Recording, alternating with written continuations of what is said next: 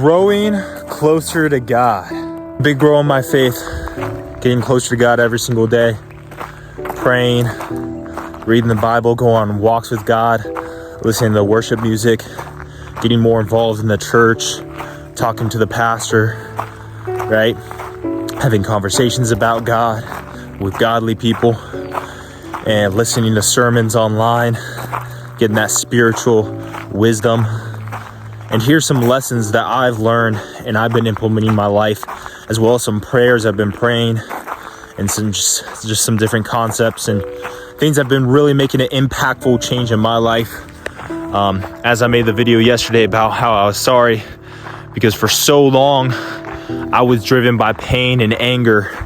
I was bullied physically and verbally for years. And that's what really caused me to start my fitness journey and drop the 40 pounds, right? And for a long time, even me starting my business, even me moving to California, me making money, me starting my online coaching business was a lot of time driven from anger and pain of growing up in poverty and with financial difficulties and different things like that. And for years, I was motivated by pain and anger, right? And how I inspired and motivated and coached and helped other people, and how I accomplished a lot of my goals and tried to help other people accomplish their goals was through pain and anger. And now, I listened to a sermon a few times and took notes and prayed about it and read God's word about it, is that no longer am I need to pray to God to heal my anger and my pain and what's caused from being bullied, from problems with my father and the financial difficulties growing up. I need to heal from that. And now how I help other people needs to come from love and kindness and compassion and understanding more than it needs to come from anger and malice and slander and bullying and putting people down, right? I could still speak the hard truths, right? I could still speak them facts, them hard truths, but it can come from a much more kind, understanding, compassionate place, right? And so I've been praying. I pray to God every single day for God to guide me in that. I pray to God every single day to show me where I'm angry at, show me where I have malice and slander and how I've been slandering malice and where I have that pain and anger. And I pray for him to show me how to be kind and understanding, compassionate, and to heal my wounds and to heal my pain and to allow me to just be more compassionate and kind and loving in the way that I serve people and the way that I help people, right? That's something I pray every single day. Now, another thing, right, is when it comes to not having enough time, being busy, right? Always in a rush. As a busy entrepreneur, professionals, I talk to a lot of real estate agents, real estate investors, life insurance guys. Pretty much everyone's busy, right? So anybody who's busy with a business or a career or has kids, even people, younger guys in college and just have a lot of obligations, whatever it may be. And I know this for myself for so long. Always in a rush, always busy, this and that, and really coming that you're missing life, right? What's really holding you back from the life you want to live, that you truly want to live, is the life that you're living. Constantly pushing for more, constantly in the rush, constantly have to go from appointment to appointment, thing to thing, constantly have to just go. And obviously you want to be productive and accomplish a lot, and that's great and all. But that's not necessarily what God intended. Like, you look at Jesus in the Bible, he accomplished so much in between. He started his ministry at 30 years old. He was crucified and died at 33, I believe, right? And in those 3 years, he was able to accomplish all 350 prophecies. He was able to, heal the blind and heal the sick and bring people, back to life and do all of these crazy miracles, right? In just 3 years. And not once did God run. God was just chilling, walking like I am right now. He was walking everywhere, and he accomplished so much in those 3 years. So much so that God, when I forgot the story or whatever, but he could have rode a horse and got there a lot faster, but he chose to ride a donkey, right? Which is a lot slower. A donkey goes a lot slower than a horse, right? And Jesus, God in the flesh, right? He wasn't in a big rush, and he accomplished all of the amazing things he accomplished, right?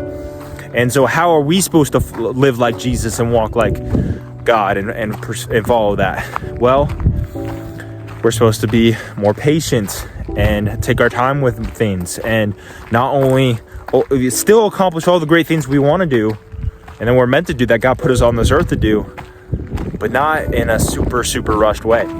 And so what a prayer that I pray for this every single day is, God, give me the patience and the time to experience Jesus fully and to love people deeply. And I was hanging out with my mom last weekend in Moscow, Idaho. If you guys know where that is at, Moscow, Idaho.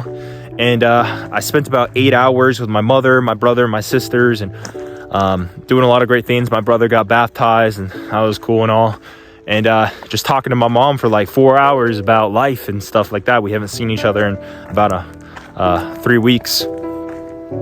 And even when I was wanted to be in a rush and wanted to go back to work and get home so I can get back to work and do all these things, I would pray that prayer.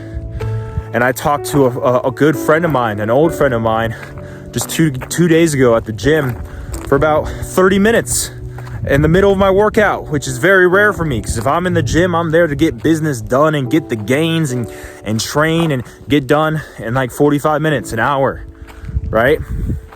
Well, I spoke to him for about 30 minutes because I haven't spoke to him in 7 years.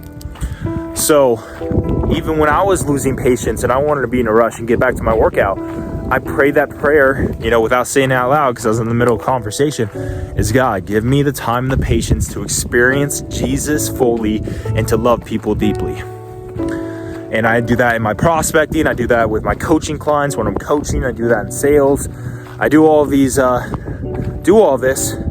so it matures me as a person, right?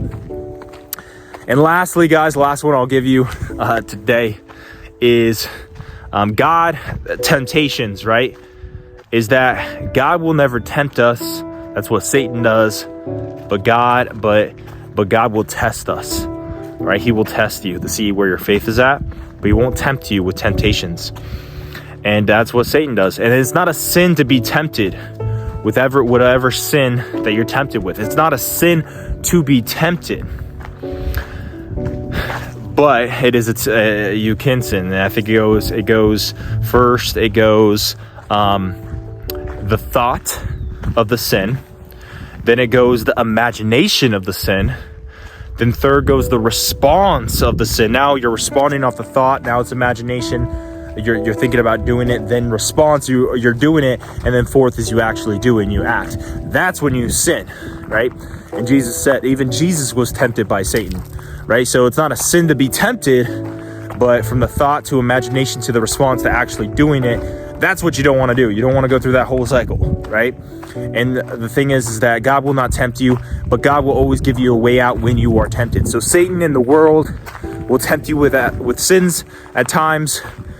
But understand that when you are tempted, that God is going to give you a way out, right? And it's your choice, your willpower, to not go through the imagination, the response, and actually doing the sin, right? You're going to be tempted, but it's your willpower to not go through the imagination, the response, and actually committing the sin. And God will give you a way out to not sin. All right, that's one of the last things. So you pray about that. Right? Your kingdom come, your will be done on earth as it is heaven. Give us today our daily bread, and forgive us of our debts as we've forgiven our debtors, and lead us not into temptation, but deliver us from the evil one. Right? That's one of the holy prayers, right? So, you could even pray that if you guys notice that you're tempted with whatever sin that you struggle with. Those are some lessons from God Those are some lessons from life, from my life experience, my 2 cents, some sermons that I listened to in the last week, reading God's word, praying, and just some things that I'm working on in my spiritual relationship with God and my walk with my faith and my personal development. I just thought I'd share with that with you guys and some lessons from God. All right, guys, that's the video for today. This is Deven Cripe, Coach DC, the greatest coach in the world, your boy. All right, and I believe in each and one of you guys that you can level up in your faith, your family, your fitness, and your finance, and be on the man that God put you on this earth to be. Step into your greatness, step into your full potential, step into who God created you to be, and get closer to God. And I hope you guys learn some things from these lessons and you apply them to your life. God bless you guys. I believe in you. And if you need help from your boy, you guys can click the link below for my Mindset Fitness Nutrition program, where I personally will help you level up your mindset, your fitness, your health, your daily habits, break bad habits and vices. I'll personally help you. 2-week free trial. Just click the link below. And also join the God's Warriors community. It's a free brotherhood, a free community with other men, all about leveling up your faith, your family, your fitness, and your finance, and overcoming vices, bad habits, and sins, right? So definitely click the link below and join that group. Again, it's completely free. Other than that, guys, I'll check you guys next time. I believe in you. God bless you. Peace. Let's go.